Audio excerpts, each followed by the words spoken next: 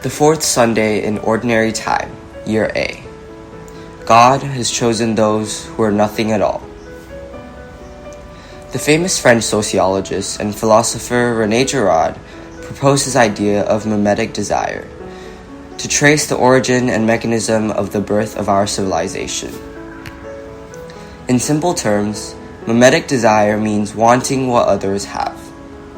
Our social interaction, and therefore our social structure, are founded on our psychological impulse of mimetic desire.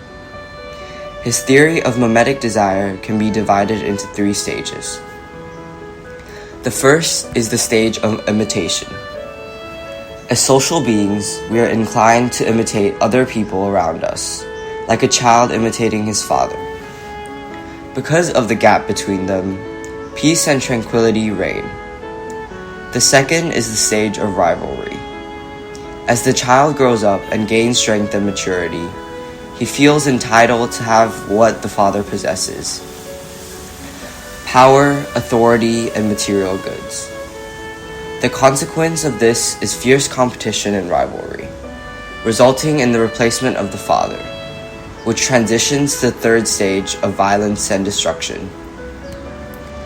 To mitigate and rein in this violence, a psychological mechanism comes to the rescue by seeking a scapegoat to be sacrificed for the sake of communal survival.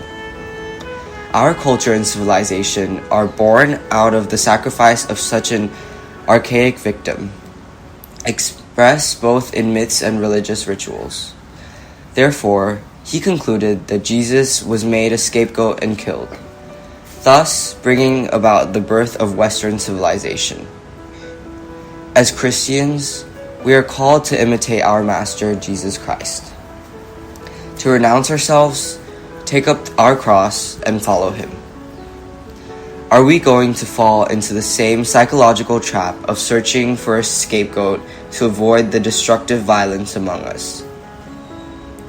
In today's gospel reading of the well-known Beatitudes, Jesus shows us the way of following him in 3 stages: free from possessiveness, desire, and violence.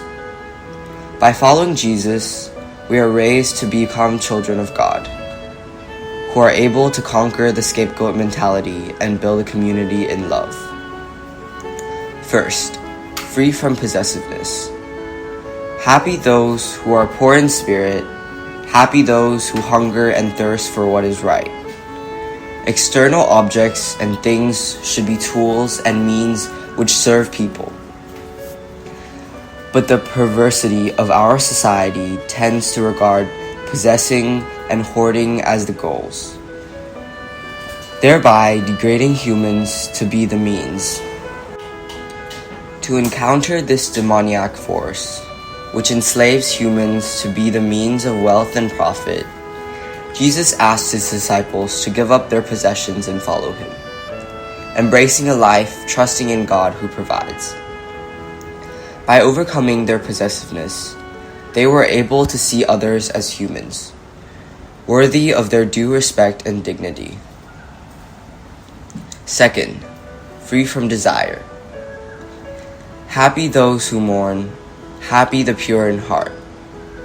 Apart from our basic necessity to survive, our wants and desires are born out of our feelings of inferiority when we compare with others.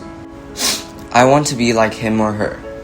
To be free of desire is to undergo a process of accepting ourselves and learning to be instead of to have.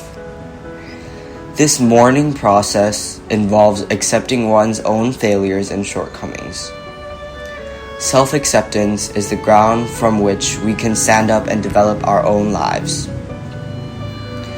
On the shores of Tiberias, the risen Lord repeatedly asked Peter, "Do you love me?" reminding him of his betrayal and guiding him through the process of mourning so that he could grow. To be pure in heart is to be liberated from the mentality of comparing ourselves with others, which gives rise to envy, jealousy, and resentment. Freed from such comparisons, we can focus on self-growth and the flourishing of life. On the way to Jerusalem to stand trial and face death, his disciples discussed among themselves the prospect of who would be the greatest among them in the coming kingdom. In response, Jesus put a child in the midst of them and said, "Whoever becomes humble like this child is the greatest in the kingdom of heaven." Matthew chapter 18, verse 4.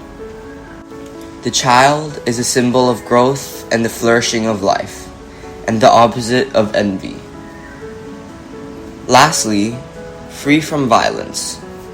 Happy the gentle, the merciful, the peacemakers. Happy those who are persecuted. When we are freed from envy and resentment, rectified by focusing on to be instead of to have, our hearts are softened. Being gentle and merciful, ready to reconcile and even to sacrifice ourselves for the just cause. A man with such a heart finds that his enemies disappear, for he sees all as brothers and sisters. Thus, there is no need to search for a scapegoat to appease the rage of destruction and war.